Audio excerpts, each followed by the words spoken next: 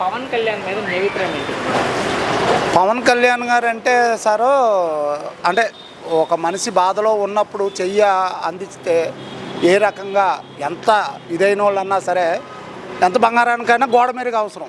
అలాగా చంద్రబాబు నాయుడు గారికి బంగారంలా గోడ మెరుగు లాగా పవన్ కళ్యాణ్ గారు వచ్చారు. డిప్యూటీ సీఎంగా ఉన్నారు ఆయన. అవును. ఉప ముఖ్యమంత్రిగా పవన్ పనితీరు గురించి ఏం చెప్తారండి?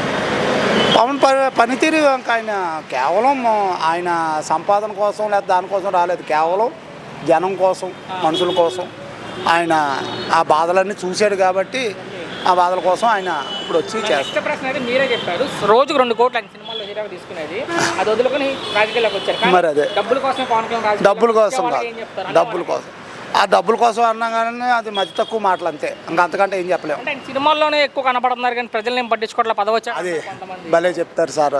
పని చేసి వాడికి 1 గంట చాలు సార్. రోజు పని చేయని వాడికి రోజు అంత ఉంటే సుఖమే ఉంది. ఇప్పుడు 8 గంటల మనతోడు ఉంటే సుఖమే ఉంది పని చేయనివాడు. ఇప్పుడు అన్నం పని కనబడాలి. ఇప్పుడు అన్నం ఎంతసేపు తిన్నాం సార్ మనం, ఆ అన్నం పెడుతున్నాడా లేదా టయానికి చాలు. అది గత ప్రభుత్వం 5 ఉన్నారు సార్ డిప్యూటీ సీఎం, ఇప్పుడు ఒక్కరే ఉన్నారు. ఏంటి 5కి ఇతనికి తేడా?